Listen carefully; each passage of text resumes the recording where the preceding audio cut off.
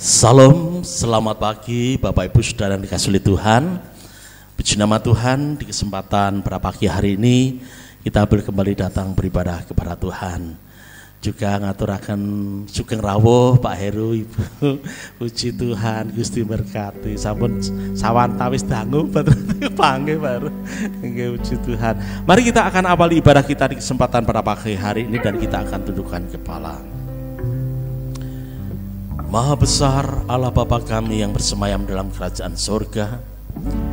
Ya Bapa yang kami sembah di dalam nama Tuhan Yesus Kristus. Kami mengucap syukur dan berterima kasih kepada-Mu Tuhan, buat segala kebaikan dan kemurahan yang Kau nyatakan dalam kehidupan kami. Hingga pada pagi hari ini Tuhan, dalam tubuh yang sehat kami datang beribadah kepada Tuhan. Dan kami juga bersyukur kepada-Mu Tuhan, Engkau telah menyertai, memberkati perjalanan hamba-Mu dari Blitar hingga tiba di tempat dengan selamat Tuhan.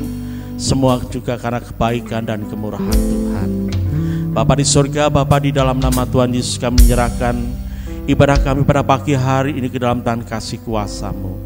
Jikalau Tuhan Kau mendapati kami kekurangan, kelemahan, bahkan dosa yang tidak berkenan di hadapan-Mu, kiranya Bapa Kau berkenan mengampuni akan segala dosa dan kesalahan kami. Sucikan, kuduskan, layakkan kami Tuhan, untuk kami berdatang memuji, menyembah, serta mempermuliakan nama Tuhan, mendengarkan akan kebenaran firman-Mu Tuhan.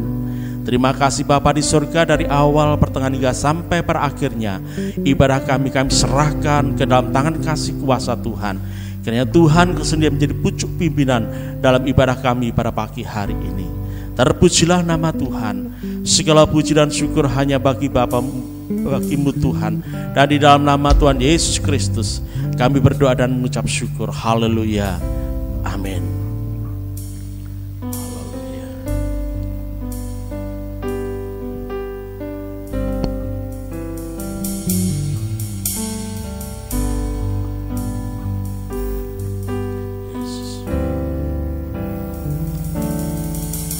Engkau Yesus permata hatiku,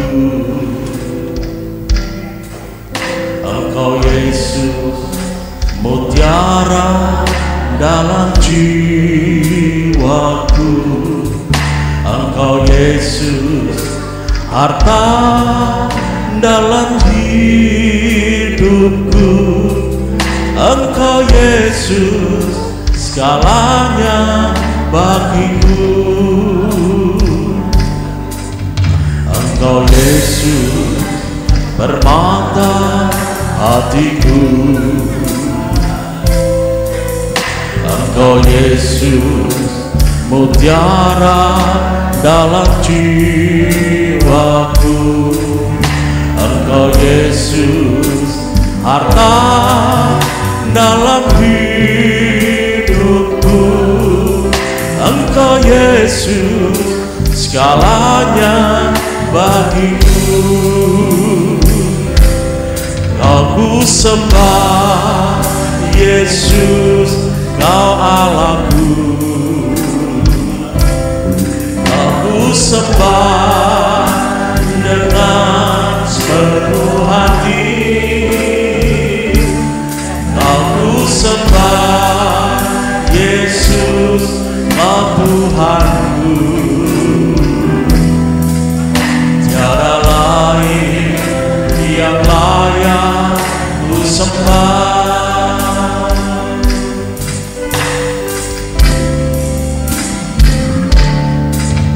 Engkau Yesus permata hatiku,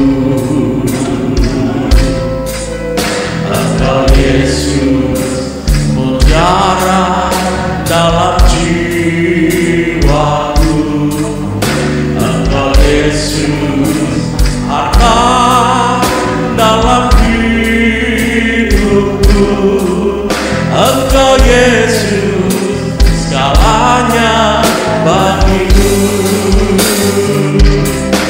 Aku sembah Yesus, Kau Allahku.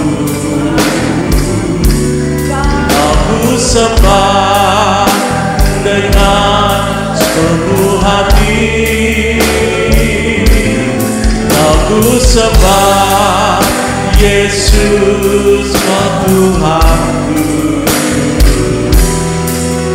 tiada lain yang layak ku sembah. Aku sembah Yesus kau Allahku, aku sembah dengan seluruh hati.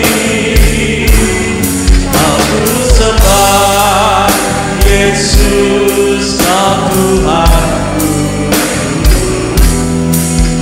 tiada lain yang layak ku sembah. Aku sembah Allahku, aku sembah dengan penuh hati. Aku sembah Yesus kau Tuhanku, tiada lain yang layak ku sembah.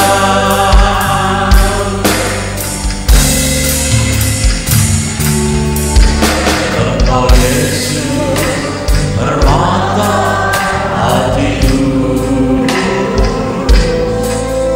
Engkau Yesus mutiara dalam jiwaku, Engkau Yesus harta dalam hidupku, Engkau Yesus segalanya bagiku.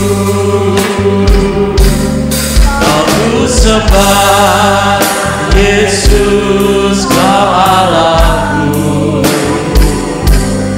aku sembah dengan segenap hati. Aku sembah Yesus kau Tuhanku, tiada lain yang layak aku sembah. Aku sembah Yesus kau Allahku, aku sembah dengan seluruh hati. Aku sembah Yesus kau Tuhanku, tiada lain yang layak ku sembah. Tiada lain yang layak ku sembah. Hanya Yesus yang layak ku sembah.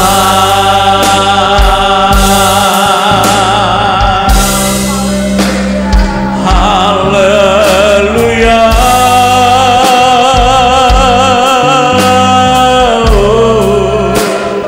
Kami sembahkan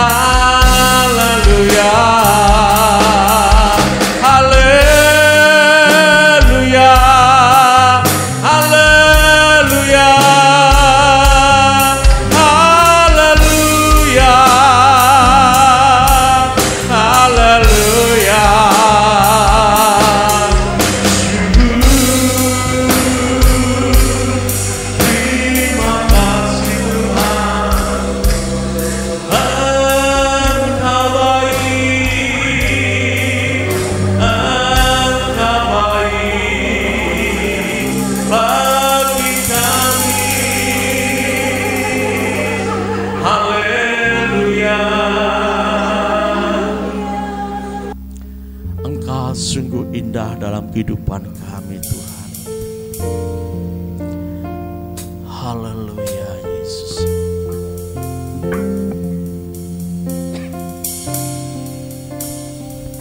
Engkau sungguh indah tiada taranya, sungguh menakjubkan,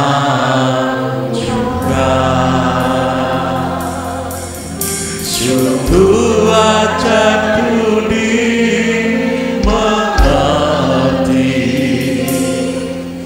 lebih dari semaya ada hikmat-Mu tiada terselami, kasih-Mu dalam tak terduga. Kau sungguh indah tiada taranya, mulia dan berkuasa. Bukaku hormat akan Engkau, bukaku hormat akan Engkau.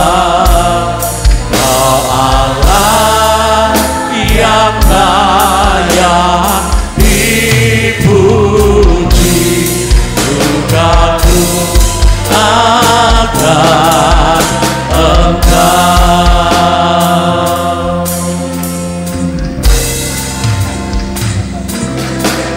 Sungguh indah tiada taranya, sungguh menakjubkan,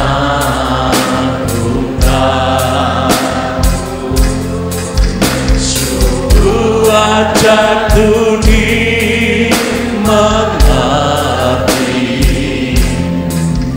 lebih dari semaya ada hikmat-Mu tiada terselami, kasih-Mu dalam tak terduga. Kau sungguh indah tiada taranya, mulia dan berkuasa. Aku hormat akan Engkau, bukaku hormat akan Engkau. Kau Allah yang layak dipuji, bukaku akan Engkau.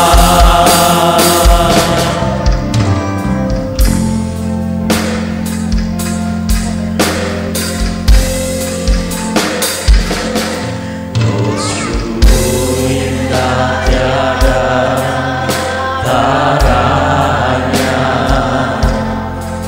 sungguh menakjubkan,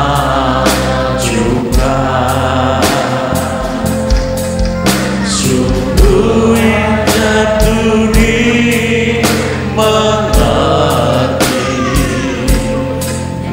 lebih dari semaya ada hikmat-Mu tiada terselami, kasih-Mu dalam tak terduga. Kau sungguh indah tiada taranya, mulia dan berkuasa.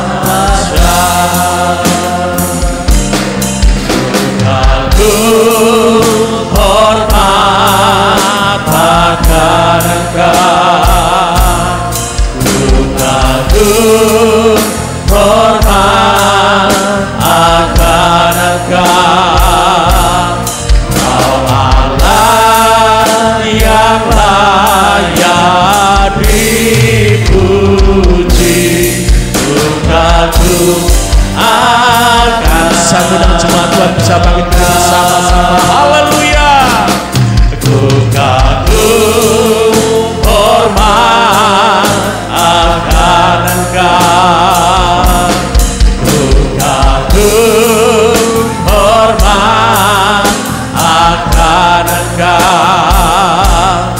Oh Allah yang layak dipuji.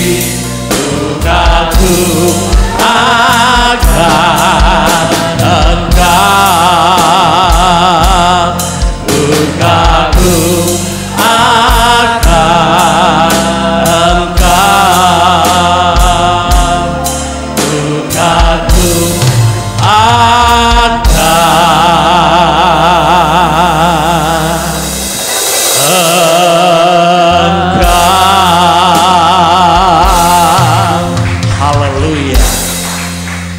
Terima kasih Tuhan, Engkau memberikan sukacita pada kami pada pagi hari ini. Dan biarlah pagi hari ini juga kami memberi bersukacita untuk mengagungkan dan mempermuliakan nama-Mu Tuhan. Di dalam nama Tuhan Yesus yang percaya katakan, amin. Berikan sorak-sorai untuk Allah kita. Haleluya. Sebab Tuhan itu selalu baik. Amin. Haleluya.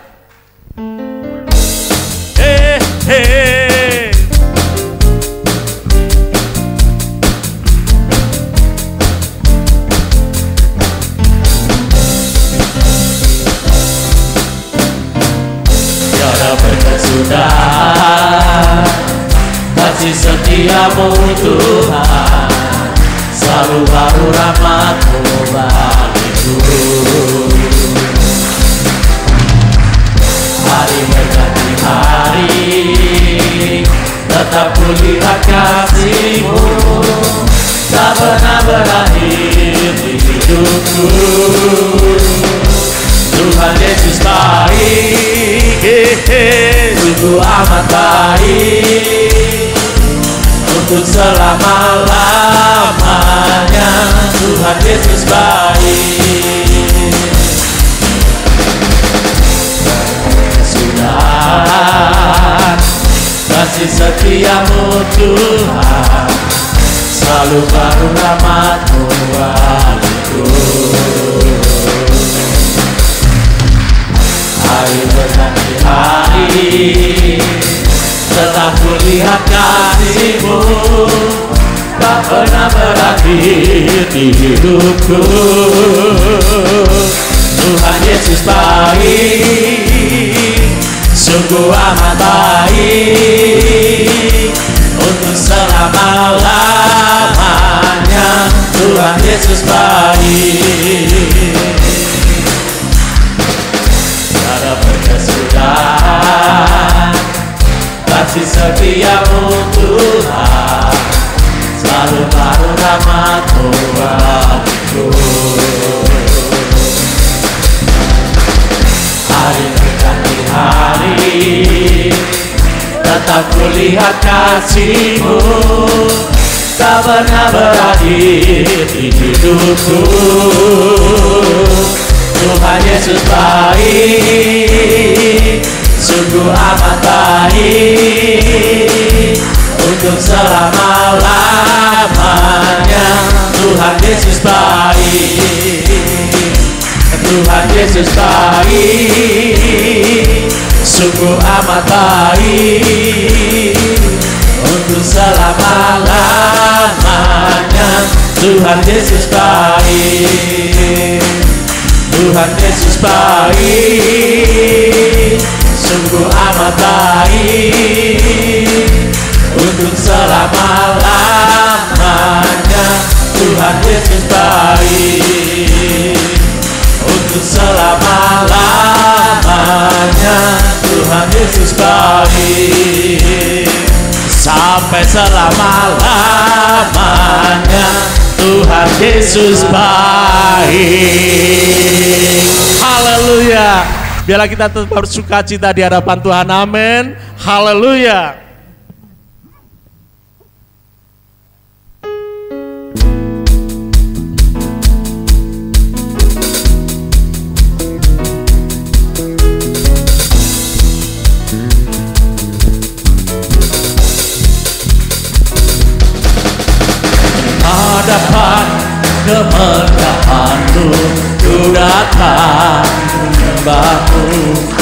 membawa hatiku, membawa hidupku. Teringat kasih setiamu di dalam zaman aku.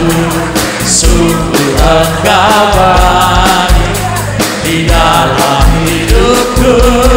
Engkau baik, teramat baik. Engkau baik, teramat baik. Engkau baik, teramat baik. Engkau baik, teramat baik. Hadapan kemuliaan-Mu ku datang menyembah-Mu, membawa hatiku, membawa hidupku. Teringat kasih setiamu di dalam zaman aku. Sungguh Engkau baik di dalam hidupku. Engkau baik, teramat baik. Engkau baik, teramat baik. Engkau baik, teramat baik. Engkau baik, teramat baik. Hadapan kemegahan-Mu ku datang menyembah-Mu, membawa hatiku, membawa hidupku. Teringat kasih setiamu di dalam setiap langkahku.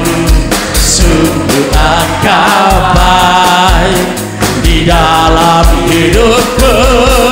Engkau baik, teramat baik. Engkau baik,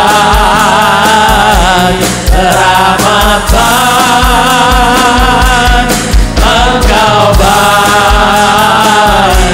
teramat baik. Engkau baik,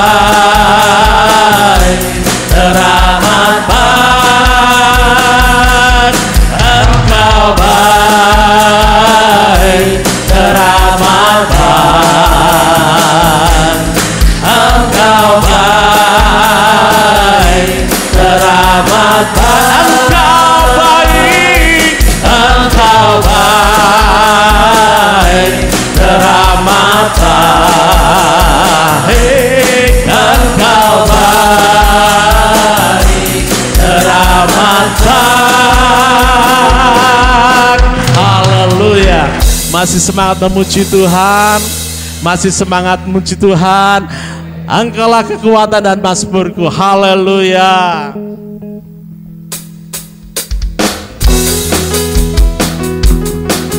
Haleluya. Berikan sorak-sorai untuk Allah kita.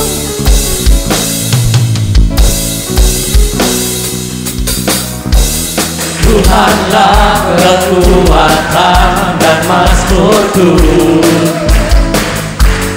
ya gunung batu dan keselamatanku. Hanya padamu hatiku percaya, Kaulah menara dan kota perlindungan. Ku mau selalu bersyukur sebab cintamu padaku tak pernah berubah. Hatiku percaya walau bumi bergoncang, gunung-gunung beranjak, namun kasih setiamu tak pergi dariku.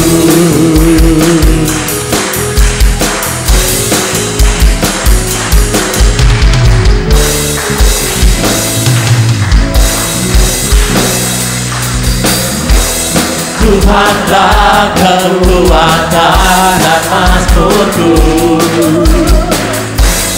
Dia guru batu dan keselamatanku.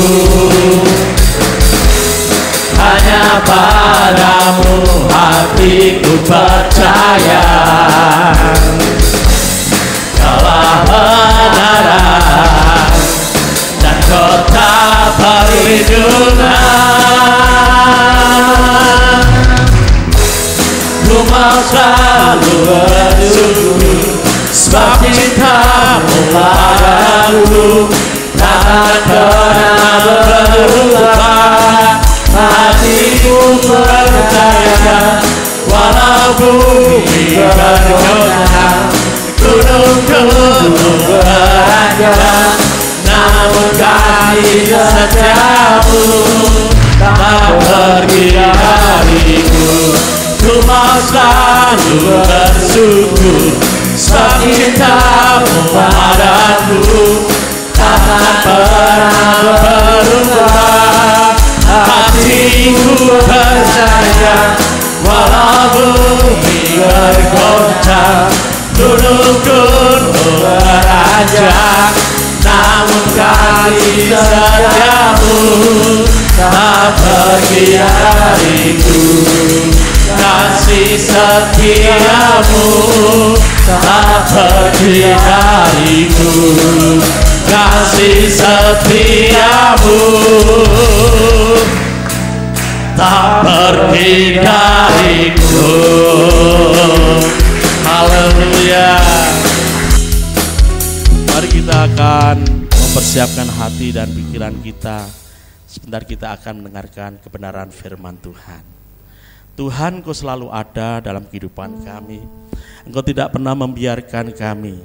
Dan biarlah kami tidak ragu Tuhan, bahwa kasih setiamu senantiasa ada pada kami. Haleluya Yesus.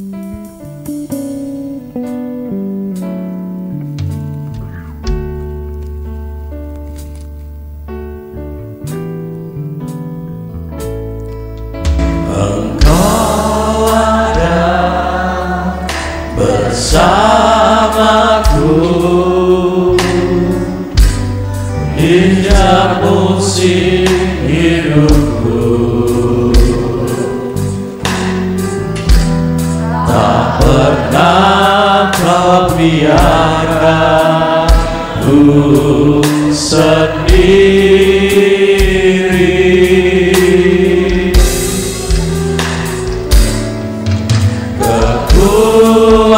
Kekuatan di jiwaku adalah bersamamu. Tak pernah ku ragukan kasih-Mu.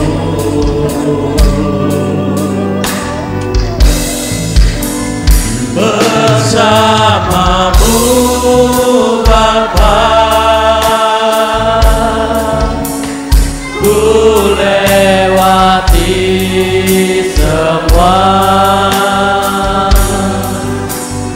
Perkenananmu yang teguhkan hatiku. Engkau yang bertindak memberi pertolongan.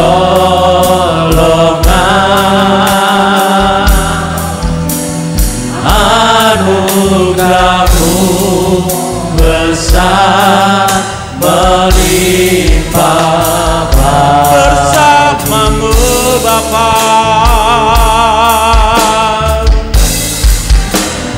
Bersamamu Bapa, ku lewati semua. Perkenankan-Mu yang teguhkan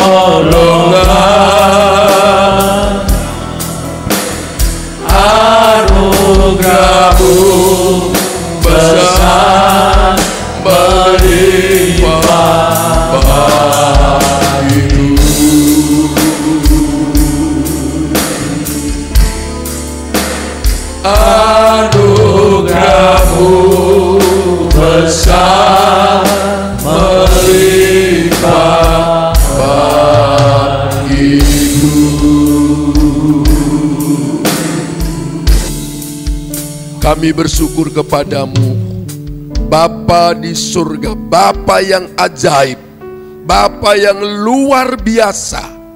Oleh anugerah-Mu kami diselamatkan. Tidak saja oleh anugerah kami diselamatkan, tapi oleh anugerah-Mu kami dipelihara, diberkati, disertai. Dan kami percaya penyertaan-Mu akan terus berlangsung dalam hidup kami sampai kami menyelesaikan pertandingan ini. Terima kasih buat hadirat-Mu dan tetap cengkeram kami dengan kuat kuasa-Mu sehingga kami dapat menikmati roti dan air kehidupan, yaitu firman-Mu, agar olehnya kami disempurnakan menjadi seperti Yesus. Kami siap diberkati di dalam nama Tuhan Yesus Kristus. Haleluya. Amin. Silakan duduk Bapak Ibu Saudara.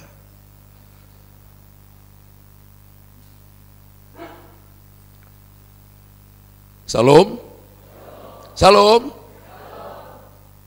Puji Tuhan, Bapak Ibu, oleh anugerah Tuhan saya bersyukur bisa berada di Gereja Betel Indonesia Sion Kota Bangil. Dan ini pertama kali saya melayani di Kota Bangil, walaupun Kota Bangil ini sering saya lewati ya untuk pelayanan ke wilayah timur sampai di Lombok sana. Ya, dan saya juga berterima kasih kepada Bapak Ibu Gembala yang memberi kesempatan kepada saya untuk melayani.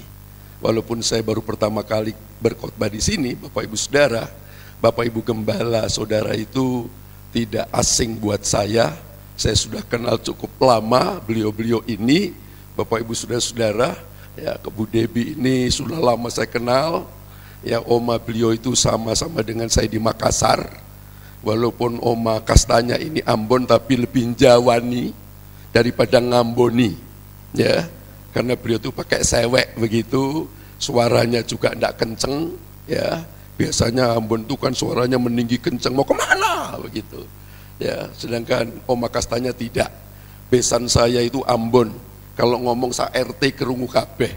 Ya, itu Bu Debi itu oma Bu Debi di Makassar sana. Kalau Gembala Saudara, Bapak Gembala, ini dosen saya, saudara-saudara yang ngajar saya, tapi rambut begini bukan dia yang ngajar. Ini inspirasi lain saudara-saudara, karena saya di YouTube harus menjawab mualaf-mualaf yang gak jelas itu, saya ore pakai udeng begitu supaya tidak kelihatan pendetoni.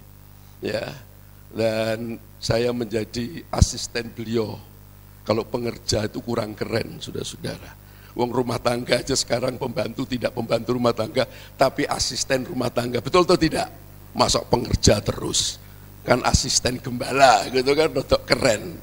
Ya, di pelayanan saya bantu beliau, di kuliah saya murid, ya, dan tempat tinggal juga cuma satu dinding dengan beliau, sehingga kalau saya diundang makan di rumah beliau itu merupakan hadirat Allah yang luar biasa.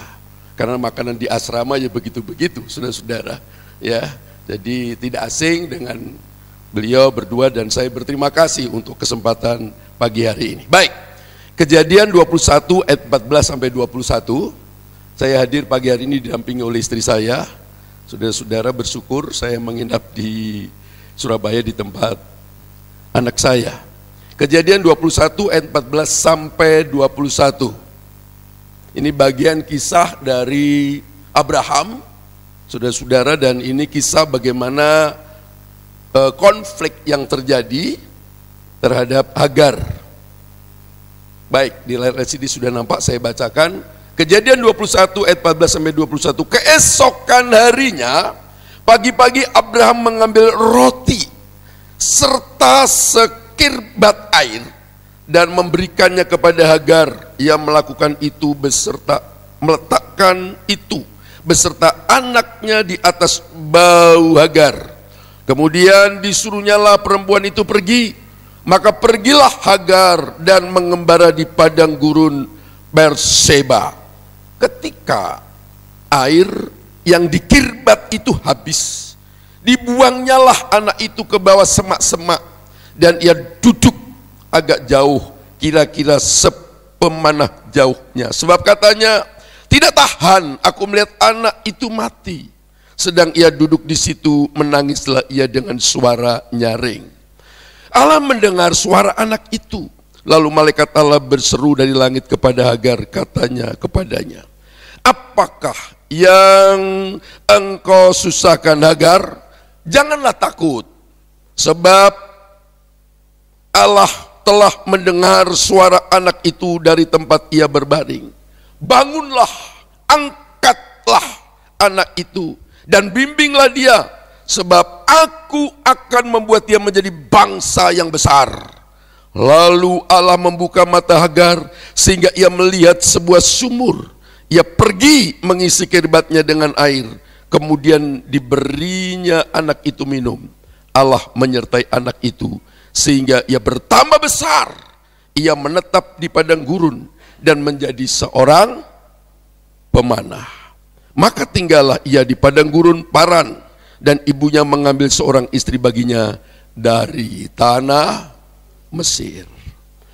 Nah, Bapak Ibu Saudara-saudara, berdasarkan teks ini saya akan menyampaikan tentang iman menjadikan tetap kuat dalam menghadapi tekanan. Setiap orang yang hidup pasti menghadapi persoalan. Sehingga kita akrab dengan istilah stres. Ya. Ada di sini yang tidak pernah menghadapi persoalan, bisa angkat tangan. Kalau ada, saya mau tahu resepnya. Ya. Atau ada yang tidak pernah menghadapi persoalan, atau masih menghadapi persoalan, atau juga ada yang tidak ingin menghadapi persoalan, bisa angkat tangan.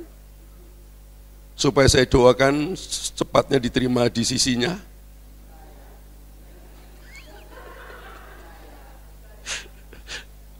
Ya. Kalau orang sudah diterbeloh, sudah meninggal, mati, itu tidak akan menemui persoalan. Tapi kalau masih mau kumpul orang, ya, kumpul mertua, orang tua, anak, mantu, cucu, dengan itu pasti menghadapi persoalan. Dan persoalan itu bukan karena siapa-siapa. Persoalan itu karena kita hidup. Dan karena kita hidup, kita menghadapi persoalan. Tidak perlu orang lain. Wong gini kita itu dengan diri kita sendiri aja menghadapi persoalan kok. Loh, betul atau tidak ini? Ada di sini kalau makan tidak pernah kecokot, kegigit. Halo? Sakit tidak kalau kegigit? Ada yang kapok, makan kegigit? Tidak toh? Loh, coba dengarkan. Kita ini makan pakai gigi-gigi kita. Itu nyokot. Jadi kalau orang lain nyokot kita, nggak usah aneh. Mau gigi kita aja nyokot kita kok. Apa anehnya, saudara-saudara?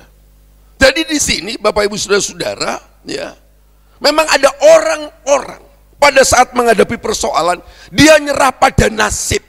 Orang luar itu bicara takdir. Ada orang yang mencoba mengatasi persoalan itu. Seperti apa mengatasinya? Tapi ada orang yang tidak mengatasi persoalan. Hanya ngomel saja. Gerundel. Tidak bersyukur. Dan ini tipe-tipe orang. Nah sekarang, saudara-saudara, seperti apa menjadikan kita tetap kuat dalam menghadapi tekanan atau persoalan? Yang pertama, telah menerima anugerah khusus. Telah menerima anugerah khusus. Ya. Waktu saya dididik oleh Bapak Gembala Saudara, ya, dalam pelajaran dogmatika itu ada istilah pernyataan umum, ya, bahwa dengan kita melihat ciptaan-ciptaan ini menunjukkan bahwa ada pencipta. Ada yang maha jenius yang menciptakan. Ya. Waktu anak saya kelas 5 SD, saya lupa. Sekarang sudah berkeluarga di Surabaya. Dia pulang ke rumah itu bilang gini, "Pak, kita diceritai di sekolah minggu ini kan langit dan bumi diciptakan oleh Allah." Bener nyo. Lalu apa masalahnya? Tapi saya tadi diajar di sekolah itu bahwa ada ledakan besar, ya, lalu terciptalah Semuanya ini. Saya ini bingung juga, sudah jelasin kayak apa. Ya. Tapi untungnya itu anak ini punya kelereng. Tahu kelereng? Di tempat saya namanya neker. Itu sak kaleng kongguan, saudara-saudara. Saya tidak tahu, apa dia diberkati main kelereng sehingga sak kaleng kongguan. Saya bilang, bawa kelerengmu itu. Kamu lihat warnanya macam-macam toh. Ini kalau papa sebar di lantai berak begitu, bisa ndak nyu? Yang merah ngumpul sendiri, yang putih sendiri, kuning sendiri, bisa ndak? Nggak bisa apa? Nggak bisa. Kira-kira sejuta kali, bisa ndak? Nggak bisa. Berjuta, enggak. Jadi saya hanya logika kepada anak saya. Coba bayangkan, ini saja sederhana, ndak mungkin ngelompok sendiri-sendiri. Nah bagaimana untuk ngelompok? Ya dikelompokkan pada yang ngelompokin. Nah, ya, yang sederhana ini aja tidak mungkin. Bagaimana ledakan yang besar itu bisa ada tata surya semua ini dengan hukum matematis yang demikian? Tentu lebih masuk akal kalau ada yang maha jenius. Itu pernyataan umum. Tapi ada pernyataan khusus. Kita tidak ngerti siapa itu Allah yang menciptakan. Walaupun kita tahu dengan penciptaan segala sesuatu itu. Maka Allah dalam sang firman, sang kalimatullah itu nuzul, turun menjadi manusia Yesus Kristus. Nah, ini loh pernyataan khusus yang Allah itu. Saudara-saudara. Nah kalau demikian juga ada berkat-berkat secara umum. Matahari, hujan, semua itu diberikan kepada siapapun. Baik Kristen atau tidak Kristen. Betul atau tidak? Ya. Kan matahari tidak nyorot saja ke bakul es yang Kristen, yang Islam dipetengi begitu. Semua dapat. Saudara-saudara. Semua terikat hukum sebab akibat. Tapi ada hal-hal khusus di mana Allah di dalam haknya sebagai pribadi, saudara-saudara, masuk mengintervensi kita, ya, untuk menolong kita dalam situasi-situasi yang tidak mudah. Kita lihat ayat yang ke-15. Ayat yang ke-15.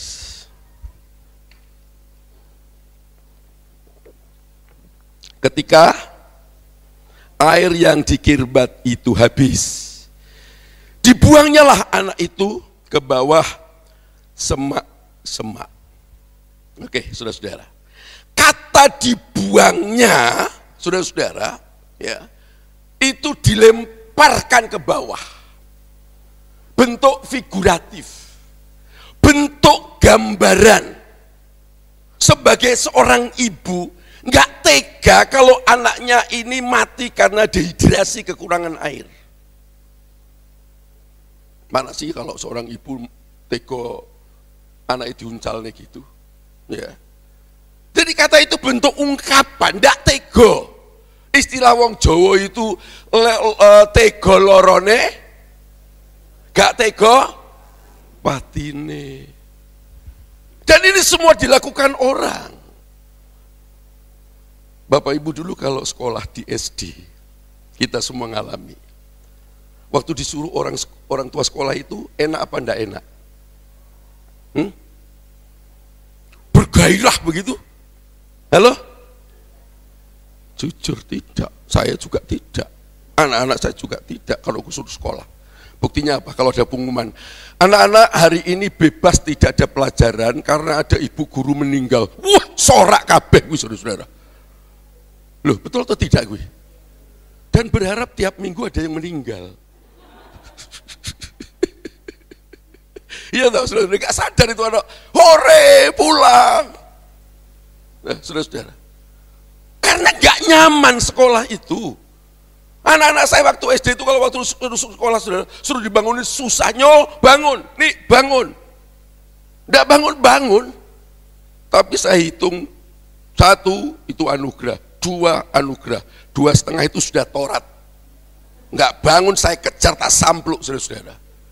Gitu tuh masuk di kamar mandi, senden tembok kamar mandi lu seturu anakku. Coba. Karena nggak mudah, tapi saya tego itu supaya anak ini berhasil. Tentu pengalaman Hagar ini demikian. Bapak Ibu Saudara-saudara, nggak mudah. Tapi itu yang harus dilakukan. Kata dibuangnya lah menunjukkan apa? Ketidakberdayaan manusia yang membutuhkan apa? Anugerah Allah. Kenapa? Pada akhirnya kalau ini kehabisan air, saudara-saudara, Ismail ini dehidrasi, kehilangan air, mati. Lama-lama mboknya mati enggak? Ya mati juga. Hanya soal waktu kok itu. Di padang gurun yang tandus padas semacam itu. Ya, saudara-saudara. Nah kalau minggat dari Bangil ke Pasuruan, golek banyu saya oke rek ning kono. Ya, tapi kalau di Timur Tengah sana keliling itu batu coklat. Ya. Itu untuk mendapatkan air itu tidak gampang, Bapak Ibu Saudara-saudara. Ya. Makanya kita ini ditakdirkan itu memang untuk mati. Karena sudah disuratkan dalam Ibrani pasal 9 ayat 27 itu. Bahwa setiap orang kita itu harus mati dan dihakimi menerima hukuman. Itu takdir yang tidak bisa diubah, ketetapan mati. Saudara-saudara. Kecuali itu hak yang mengubah itu, yang memiliki hukum, yang menetapkan hukum itu yang mau. Karena kasih karunia mengubah ketetapan itu. Tidak mungkin kita itu bisa diselamatkan, saudara-saudara.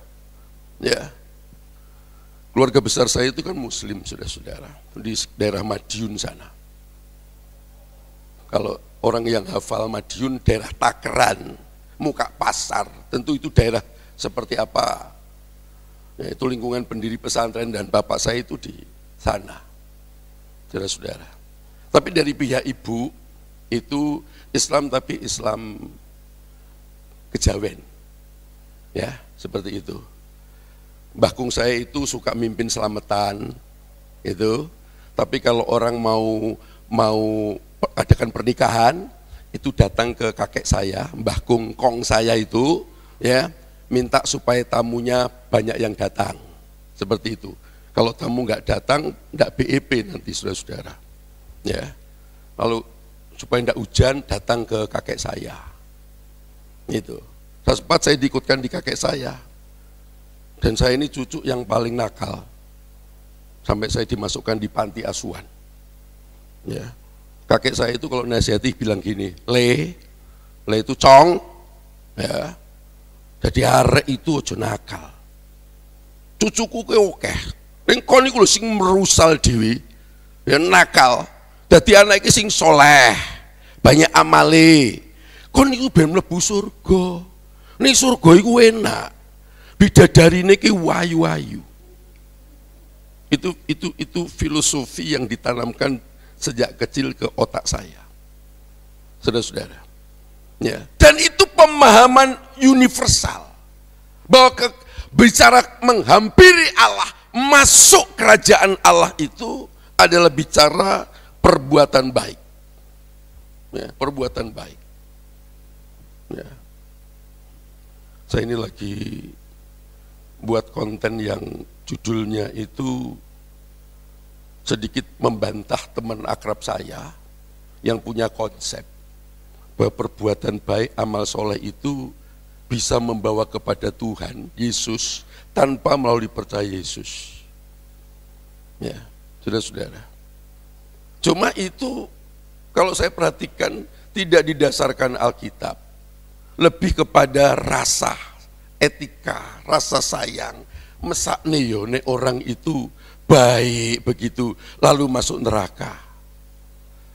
Dan ini sudah perdebatan dua orang antara Tong sama Budi Asali, karena Tong melihat orang Konfusius itu kok begitu baik, saya berharap nanti bisa berjumpa di surga. Budi Asali menyerang.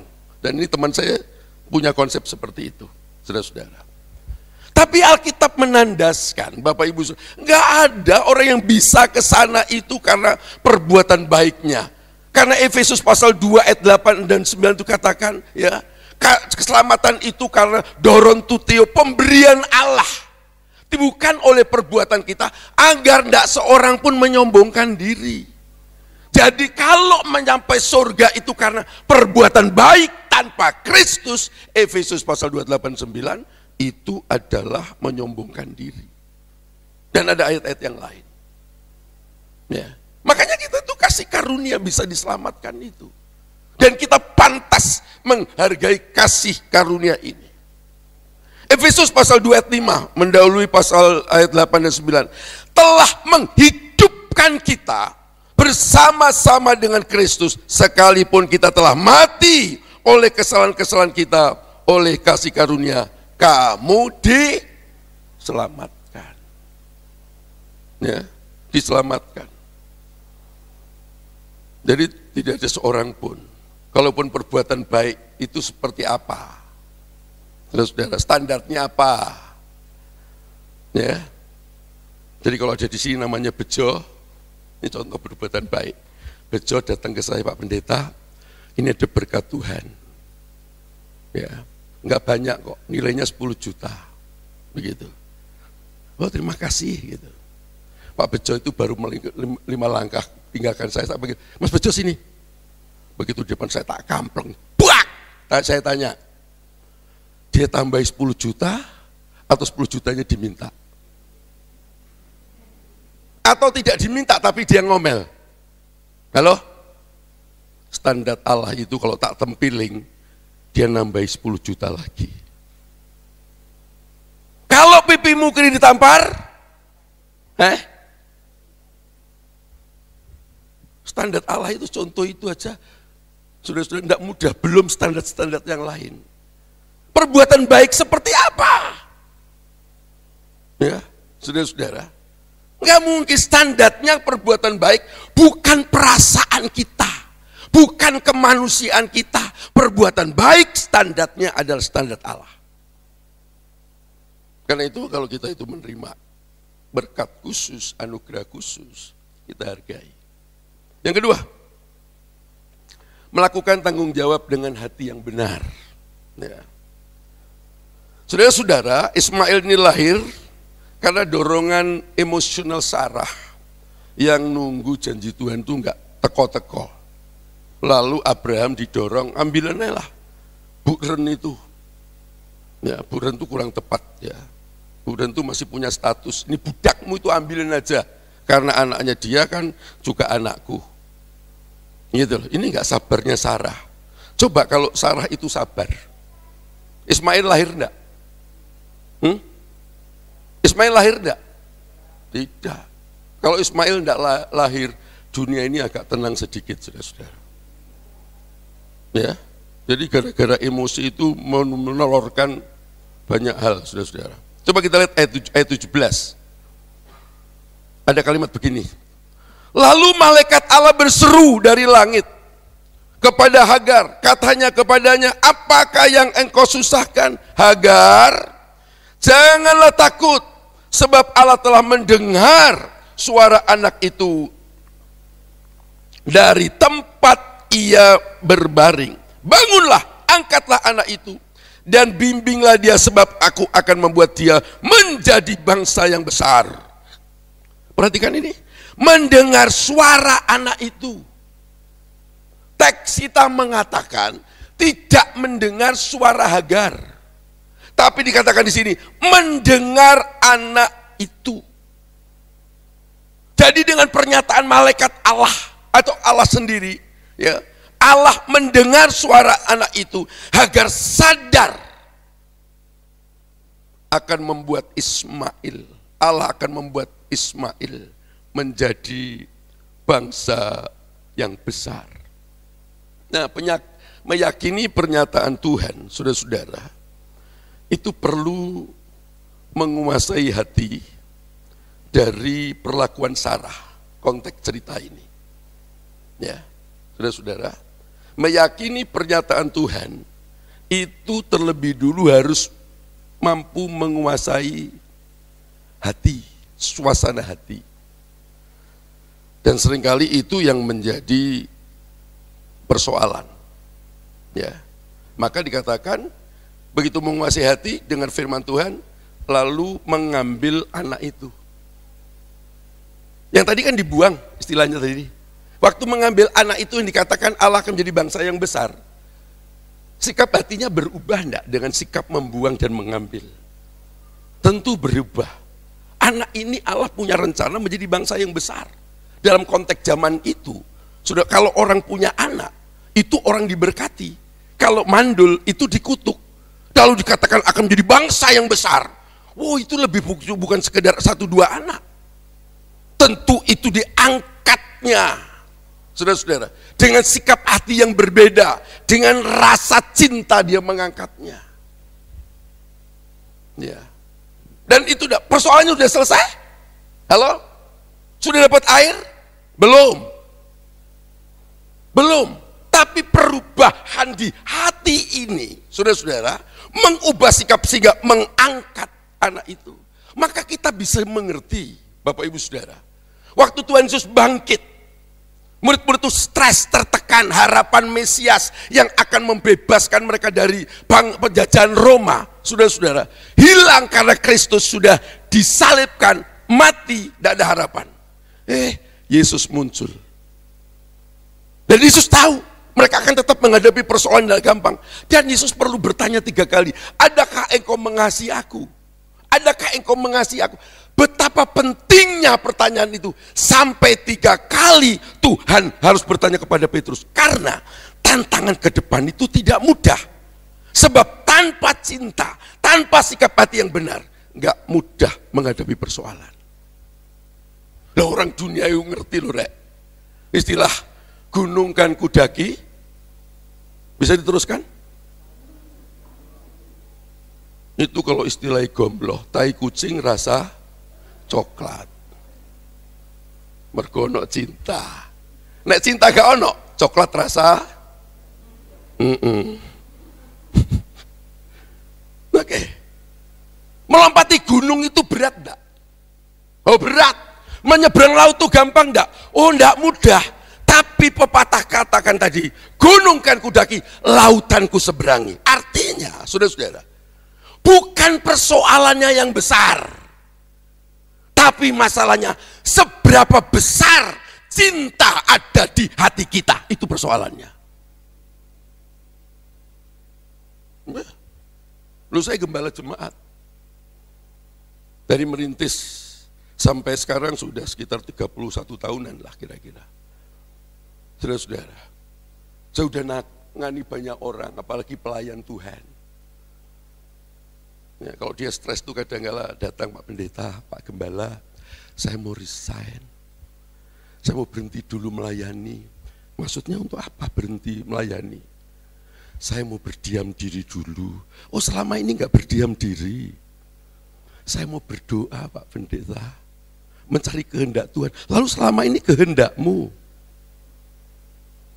Saya nggak tahu di sini. Tapi itu yang seringkali di tengah persoalan dia menghadapi, ya saudara-saudara. Dan kita tuh melayani, berhadapan dengan berbagai macam orang yang tidak selalu cocok dengan keinginan kita. Saudara, lo betul atau tidak?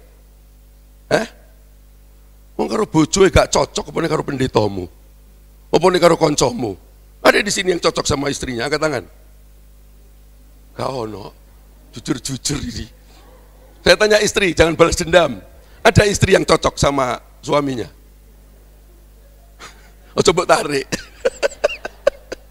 Oke, saudara-saudara. Lah Pak Heru, karo bojoku, blas, gak cocok. Blas.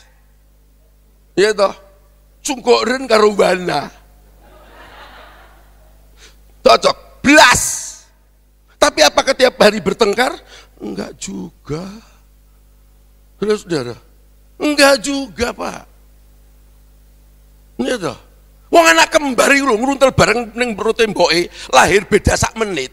Saudara-saudara, dibesarkan dengan keluarga yang sama, papa yang sama. Cocok anak kembar itu? Enggak lah. Bagaimana 2 orang berbeda suruh cocok?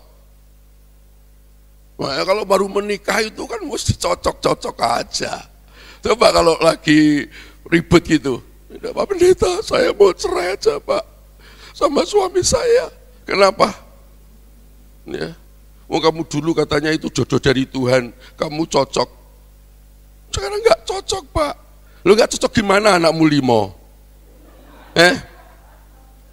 Nah dulu ya cocok-cocok apa Pak? Sekarang banyak nyocok-nyocoknya.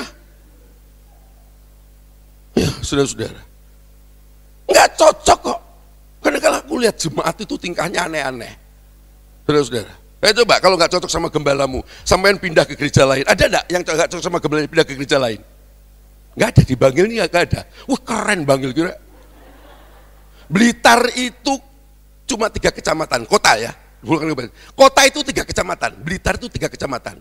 Gerejanya ada 34 lebih loh, 3 kecamatan itu. Kalau nggak cocok pindah. Coba, kalau suami istri, pernah Anda lihat, nggak cocok karo bojone, lalu pindah ke rumah sebelah. Lalu ditanya, apa kon pindah di situ? Nggak cocok karo bojoku. Gendeng, Pak. Coba. Siapa yang cocok itu? Kan kita ngerti itu. Amsal 27 ayat 17.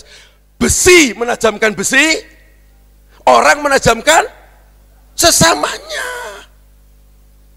Saya ini roto apik titik, mergo anak bojoku.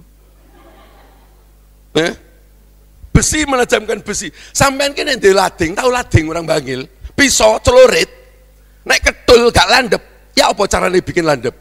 Biasa, ngasahe pakai apa? Watu ungkal, atos apa empuk? Atos. Ada orang gremeng. Wah, aku jengkel karo bojoku, atos sepol. Bersyukur kan oleh atos. Kuwi ungkale landep iku. Ayo coba ngungkale kalau sepon. Empuk, landep. Gak landep rek.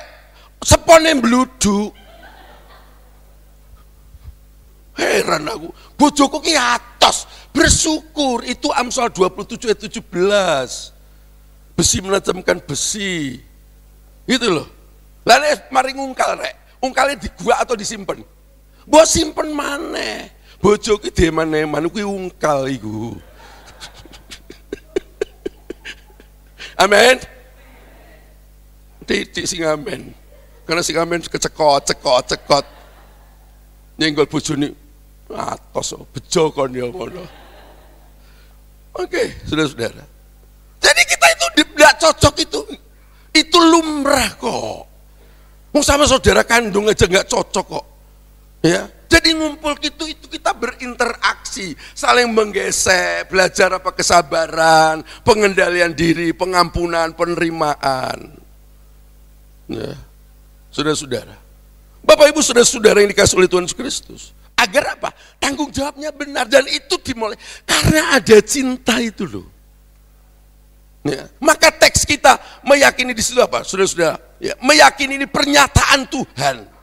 Maka karena meyakini, dia berubah sikap dalam menghadapi anaknya.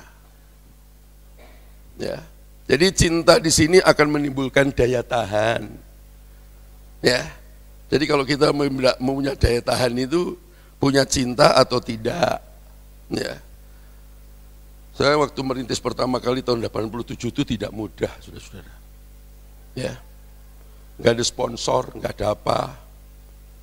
Itu ada relasinya, ya. Ada teman dosen, itu dulu teman saya di panti asuhan, jadi dosen. Nah, karena dosen pertama kan belum dapat gaji, saudara-saudara. Dan saya itu selain mahasiswa, saya juga berkhotbah ke sana kemari. Jadi saya, ya, berkorban. Untuk sepanjang bulan dia belum terima gaji itu saya traktir gitu. Teman-teman main di panti asuhan, bakar cecak bareng itu. Saudara, waktu tahu saya merintis dia bilang, "Ojo wedi, tak sponsori." Ya seneng lah kalau disponsori konco, saudara. Ya, kita nggak punya apa-apa itu loh. Ya saya mau kirim lah surat gitu, belum ada WA. Ya, tapi begitu mau kirim nagih janji muncul ayat di sini. Amsal 17 ayat 5, terkutuklah orang yang mengandalkan manusia. Kak Sido. Ya, waktu dia mau misi ke Hong Kong, dia datang ke rumah saya. Mau menyelesaikan utang piutang terhadap janji itu. Neng ngarepku saudara, dibanting aplop. Iki nggo kon.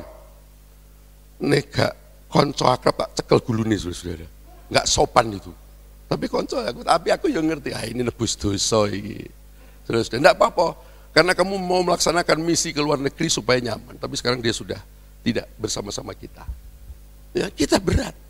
Makanya waktu saya diundang gembala saudara ke Jakarta, enggak diundang pelayanan. Gur mau diseneng nih maksudnya beliau itu. Ya, saya diajak ke Monas, ke Ancol, begitu saudara-saudara. Ya, Otniel itu masih kecil, Dita juga masih kecil. Ya, itu dibawa. Tidur juga begitu, saya ditaruh tempat tidur, kamar. Ya, itu kasur dari air saudara. Oh, jenenge wong desa diturokne ning kono saudara. Sak wengi gak iso turu saudara. Kayak wong keli obat titik ngene saudara. Ya apa lek ku turu nek ngene saudara. Ini Pak Yohanes iki karepe nyenengne aku malah nyiksa aku iki. Turu-turu ki wis kesel Bapak Ibu saudara-saudara. Karena menjelang pagi wis ngantuk turu.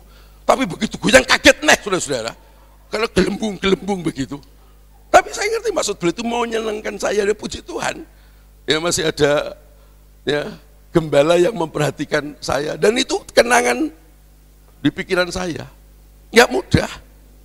Ya, Bapak Ibu saudara-saudara. Tapi itu ekspresi, kembali ekspresi. Kadang-kadang Tuhan itu memberikan hiburan di tengah-tengah tekanan itu. Nggak gampang Bapak Ibu saudara. Ya. Jadi kasih itu memberikan daya tahan. Cinta itu juga akan menimbulkan rasa memiliki. Ya. Nah, saudara kalau sebagai pelayan, sebagai jemaat harus melo andarbani, sense of belonging, rasa memiliki. Saya sebagai gembala itu kadang gemes melihat staf-staf saya itu tidak memiliki rasa memiliki itu. Ya. Pemain keyboard contohnya, si main kon niku pahin, nek keyboard kotor, ya resi ono rek. Kon sing nganggo iku. Ya, main drum juga begitu. Ya. Pakaian kamu yang pakai ya bersih ono. Ya. Karena ini milik Tuhan, milik kita bersama. Yuk kita sama-sama. Wong aku tuh nyapu gereja aja bisa kok, ndak izin kok. Ya, saudara-saudara. Rasa memiliki ini harus ada. Ya, saudara-saudara. Jangan ada cerita itu opa-opa seorang pembisnis, ya. Itu perusahaan sudah dijual, sudah dijual, sudah dilego, dibeli orang. Nah, tentu orang nggak banyak tahu itu perusahaan itu dijual, saudara-saudara. Ternyata dalam beberapa tahun kebakar besar. Lah itu nggak jauh dari perusahaan itu, dia berdiri melihat sambil bawa tongkat gitu. Tetangga sebelahnya itu melihat, ini kok tanpa ekspresi. Lalu ditanya, perusahaan terbakar kok nggak susah? Apa kata ini? Yang mengejutkan, kan sudah saya jual. Sudah ngerti maksudnya? Kan sudah saya jual, untuk apa saya sedih? Apakah kamu tidak punya empati dengan orang yang memiliki itu loh, maksudnya gitu loh, saudara-saudara. Ya. Bukan karena tidak memiliki, lalu terbakar biar. Memang secara de facto, secara de jure hukum, itu sudah bukan milik. Tapi dalam ikatan kemanusiaan, melihat orang susah, asetnya kebakar, tidakkah kita memiliki rasa empati? Bukan mengungkapkan, bukan milik saya. Oke, saudara-saudara. Itu kan bukan pelayanan saya, itu kan bukan bidang saya.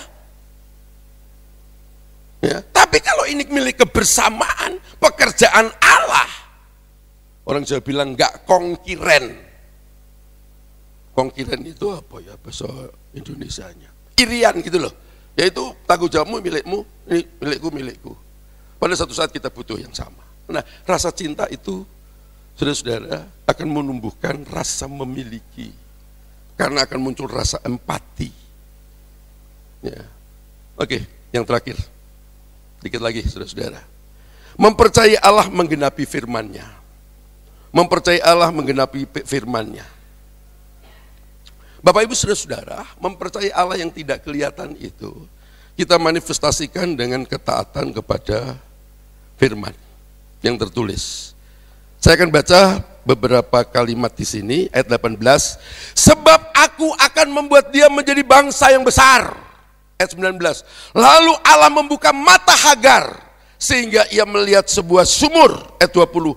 Allah menyertai anak itu, sehingga ia bertambah besar. Ia menetap di padang gurun dan menjadi seorang pemanah. Saudara-saudara, coba saudara perhatikan saya. Waktu Hagar mengambil anak itu, ya, sudah lihat sumur mata air atau belum? Belum. Ya. Ada tanggung jawab dulu yang diberikan, saudara-saudara. Di situ dikatakan apa? Bangunlah, angkatlah anak itu dan bimbinglah. Gitu. Lalu muncul ayat 19. Allah membuka mata Hagar sehingga ia melihat sumur. Betul?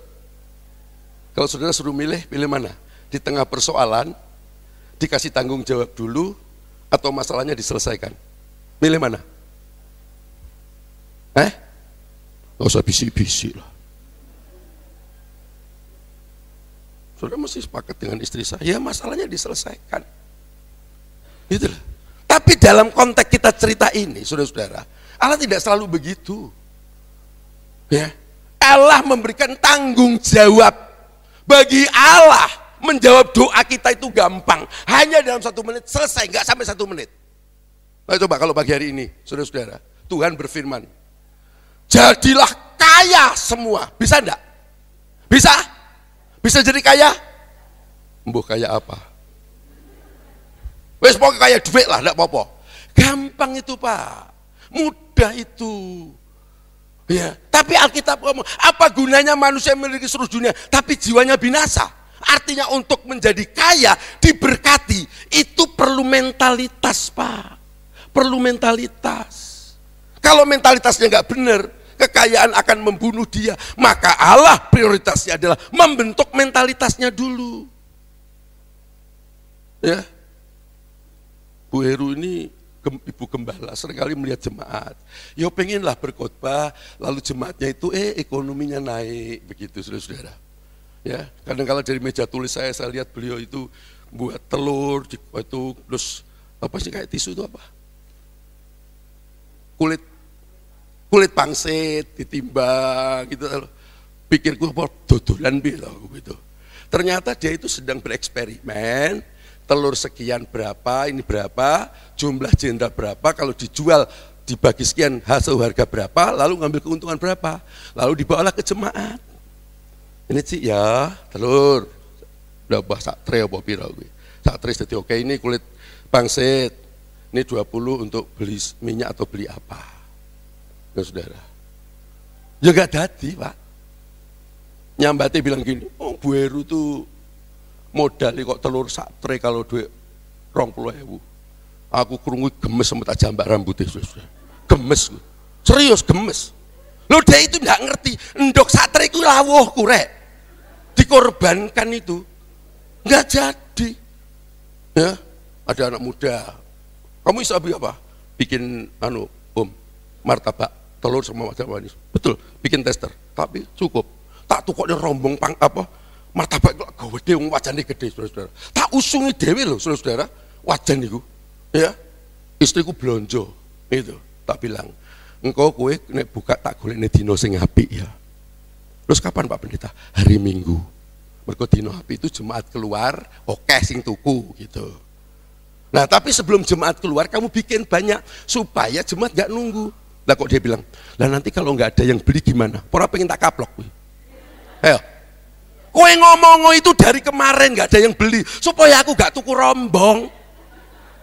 Lah kalau saya kira dasar lu ngomong gitu. Lah akhirnya betul saudara-saudara. Jadilah barisan wong orang antri panjang kayak itu makanan gak jelas enak opo ora. Wong baru jualan, ya orang pulang. Nah coba. Akhirnya saya tutup. Lalu saya bilang sama Mas Dodok itu yang sudah dipanggil Tuhan, Dok, lain kali kalau nulung jemaat ya suruh ronsen balunge iki nek tulisan made in kere ora sebab nek balung kere ora iso ditulung awake dhewe melok kere kuwi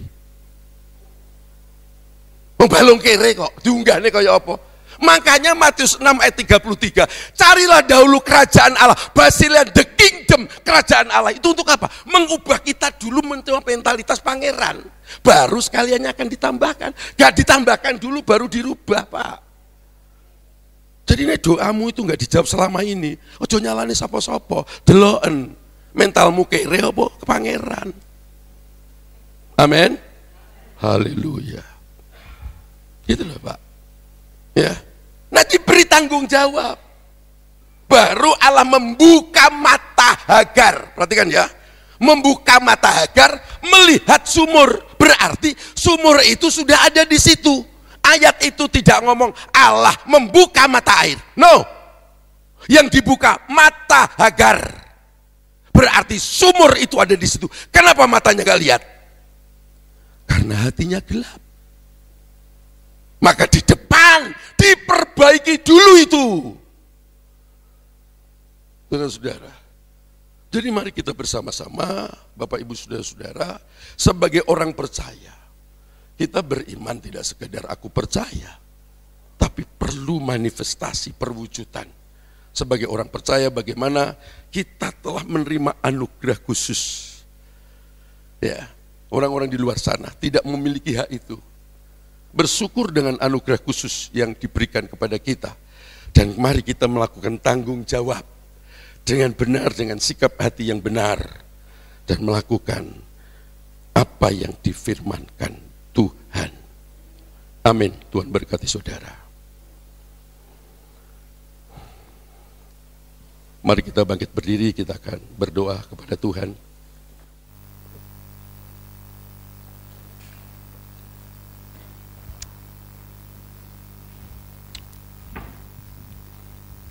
Mari kita datang kepada Tuhan.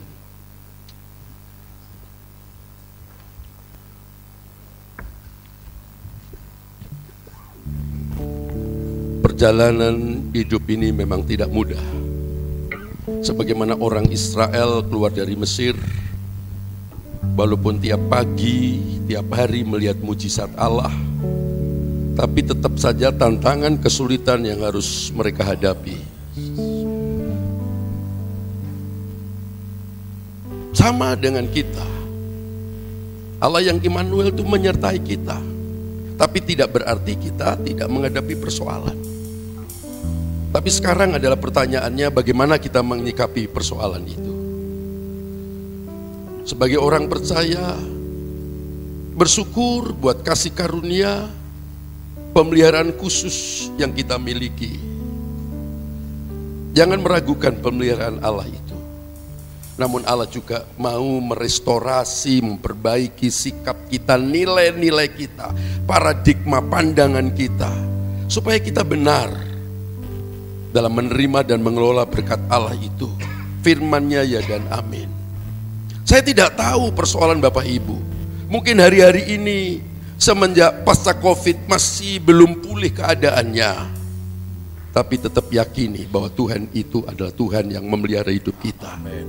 Tuhan mau terus merestorasi, memperbaiki hidup kita. Mungkin ada persoalan pernikahan, rumah tangga, anak-anak, suami atau istri. Coba yakini sebagaimana Allah mendatangi Hagar dengan persoalan keluarga itu. Allah juga tetap memberikan solusi kepada kita. Allah tetap memberikan jalan keluar untuk kita. Jangan menjadi lemah, tetap giat, tetap bergairah. Karena Tuhan tidak berubah. Tuhan senantiasa memelihara hidup kita.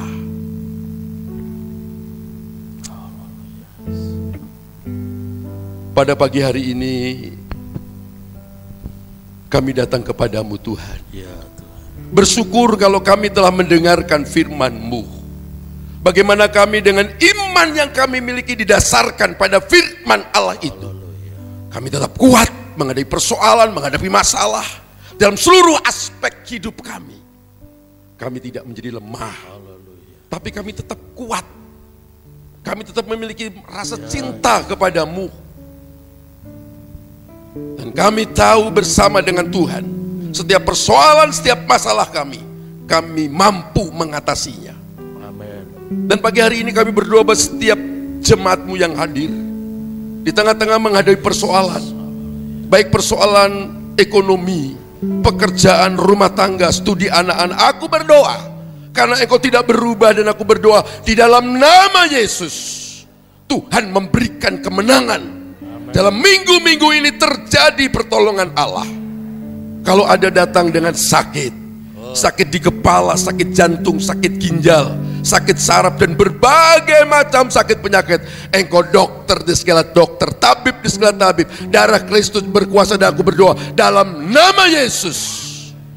Mujizat terjadi dan sembuh. Engkau pulang dengan mengucap syukur. Amin. Mujizat telah terjadi. Agar dengan kesehatan itu semakin produktif sebagai orang beriman dalam melayani Tuhan. Hamba-Mu yang terbatas ini berhenti menyampaikan kebenaran firman. Namun Roh Kudus Maha Guru akan terus menjabarkan firman-Mu dalam hidup kami. Terima kasih memberkati Bapak Ibu Gembala beserta seluruh staf penata layanan. Tuhan berkati agar melalui gereja ini kerajaan-Mu dilebarkan. Amen. Nama Tuhan dipermuliakan. Dalam nama Tuhan Yesus Kristus kami sudah berdoa. Yang diberkati berkata Amin. Amin. Silakan duduk Bapak Ibu. Saya kembalikan kepada yang memimpin selanjutnya.